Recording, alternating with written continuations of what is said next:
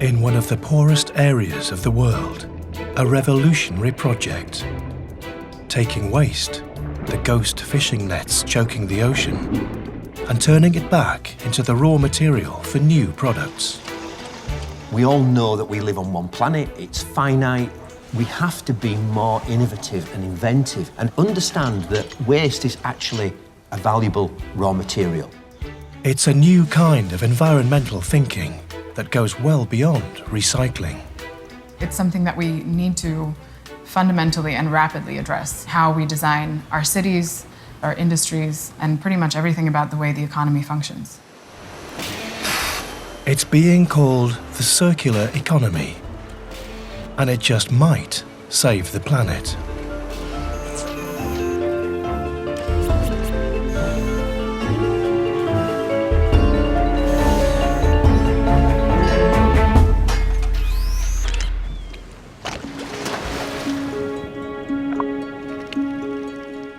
There are few fish left on the Danajon Bank in the Philippines. Overfishing and pollution have decimated marine life here. Instead, Isoy and his neighbours are catching rubbish. The discarded fishing nets that cover the seabed.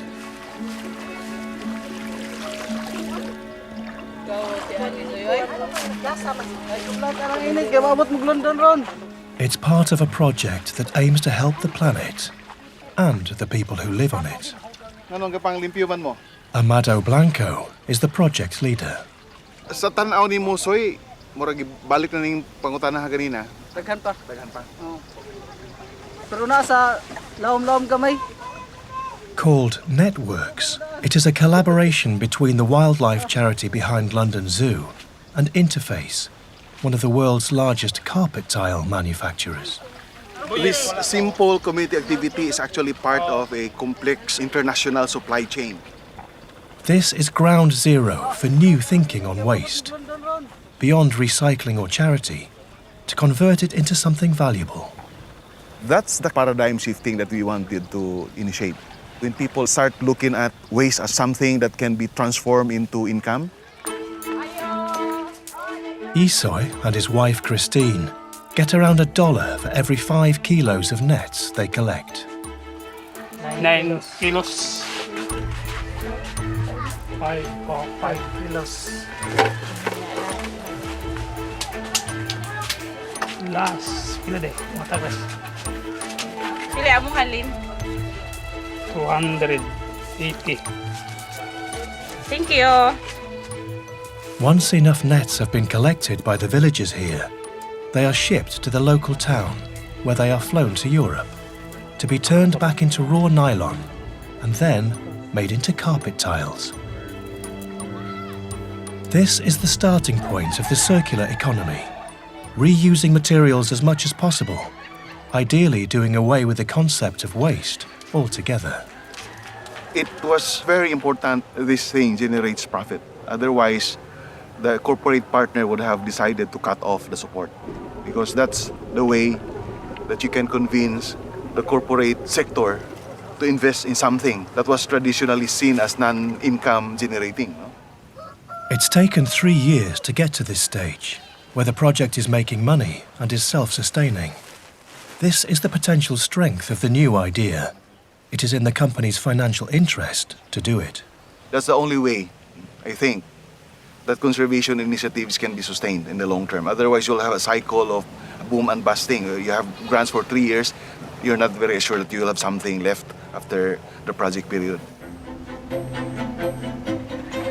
But making products from waste is just one turn of the circle. Closing the loop would mean all products being reused at the end of their lives. And that's a whole other challenge.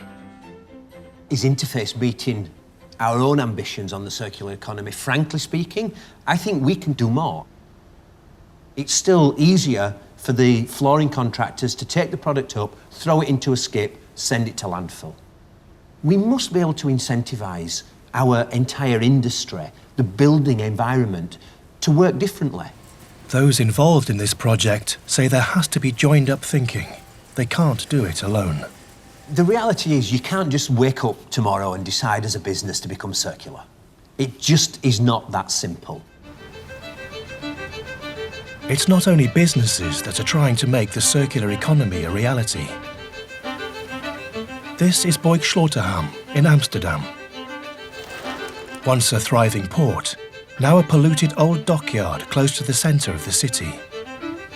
An industrial wasteland, being reborn as a 21st century laboratory for the circular economy. Eva Gladek is the head of the consultancy that has led the renewal of the area. This used to be a shipyard. The ground was polluted, and we got a 10-year permit to develop this site into an experimental ground for sustainable and circular technologies. And it is really like a living lab for all of Boekslotterham, where we started testing out a lot of these ideas about material reuse, nutrient recovery and recycling, renewable energy. So we're looking at maps of Boekslotterham, and in this one you can see what was going on in terms of the development in 2014. So really just a couple of plots, 3, that were under development. And just 20 years later, all of these red areas are going to be fully redeveloped. Boekslotterham is taking the idea of circular well beyond recycling waste. Nothing gets thrown away. Everything goes back into the community. What are the rules that you would give people if you really wanted the outcome to be circular? You can develop anything you want here, but you can't generate waste, or you have to recover all nutrients, or it has to all be renewable. Installing circular technologies costs more up front, but the expectation is that it will save resources and money over the long run. Rainwater harvesting, renewable energy, recycling. The project looks at every input and every output. We collect urine separately from feces in these buildings, so in our building and the cafe. And it goes into a piping system that goes under the jetty, and eventually it can be processed in this small tech facility that we have here. And we can use that as fertilizer for plants, for actually food production. So it goes from being food to being urine, back to being food again in a safe way. 5 years after the opening of this unique circular laboratory, the lessons learned are being applied throughout Amsterdam. What we are doing in Boekslotterham is rethinking our process in building houses. So it's a showcase for us in rethinking how we should build all these other districts that we're going to build in the future within our city. And I think what counts to Amsterdam also counts to all other cities in the world. Even though the laboratory is at an early stage, it is causing a splash, and city leaders from around the world are coming here to learn from their experience.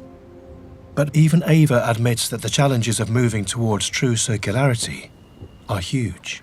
I would say that it's definitely true that the circular economy exists more as an aspiration than as a reality at the moment. And that's partly because it requires this systemic change, where individual players can't do everything to go circular. They need to work with their entire supply chains, with their stakeholders. They need changes in laws and regulations. It really has to be a kind of collective transition effort. On the other side of the world is a demonstration of what that collective transition effort might look like. Advocates of the circular economy say that it will become essential when resources start to run out, a problem some countries are already dealing with.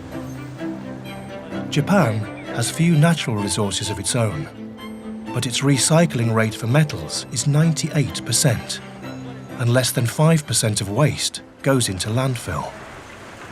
And the reason it does so well is places like this. The Tokyo Eco Recycle Center. It's illegal to throw out household appliances in Japan. They are collected and brought here, where recycling guru Nobuhiko Kawakami oversees their transformation into the prize samples he keeps in his office. て、これが高価な金属、もしくは基本的には鉄、銅、アルミ、プラスチック、こちらにありますパソコンから出るこの CPU、 これは接点が全部金になっておりますので、これは非常に高価なものになりますね。Some of the components are bought back by the manufacturers to be reused. The metals and plastics are recycled and sold. 薄型テレビの前処理はですね、非常にネジの点数が多いので非常に手間がかかる工程ですけれども、一つ一つネジを全部外して、でこのバックライトはですね、非常に中に水銀が入っているので。 2 decades ago, Japan realized it needed to get serious about reuse and recycling. 資源のない日本は、基本的に資源が枯渇した場合にはですね、全国、世界の輸入に頼ってるんですけれども、都市鉱山の中で、いろんな、資源を回収して、さらに今後ものづくりをするということが非常に大事だと思っております。エアコンと洗濯機が流れてコンベヤーに流れてきて、破砕機の中に導入されてます。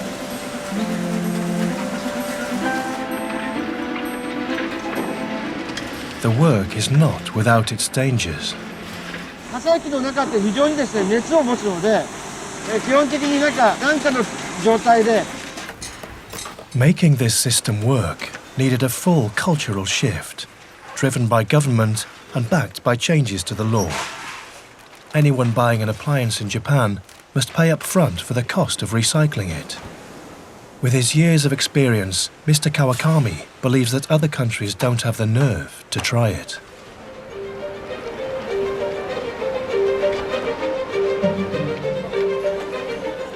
なぜ基本的に消費者が、負担しなくちゃいけないかっていう部分の理解がなかなか難しい国民性の国もたくさんあると聞いておりますので。 Because of its lack of resources, Japan accepted that waste should not be wasted and drew on the collective spirit of the Japanese to do something about it. But subsidies were needed to make the finances add up, which shows the challenge of the circular economy. In most cases, using disposable materials is still cheaper than going circular. Which is why many of the circular economy's pioneers think that a more radical change is required. If you look at some of the fundamental stumbling blocks that circular economy business models face, they often have to do with the demand for short-term returns. So ultimately, we are going to have to make a choice, and ultimately, profitability should not be the thing that we're sacrificing our entire universe for. So, I mean, people just have to grow up about this. In the Philippines, they think it's possible to change lives for the better and still be profitable. And when the nets run out, they are planning to expand to plastic bottles and other forms of waste. Pioneering projects like this are showing what is possible, not only for business, but for the planet.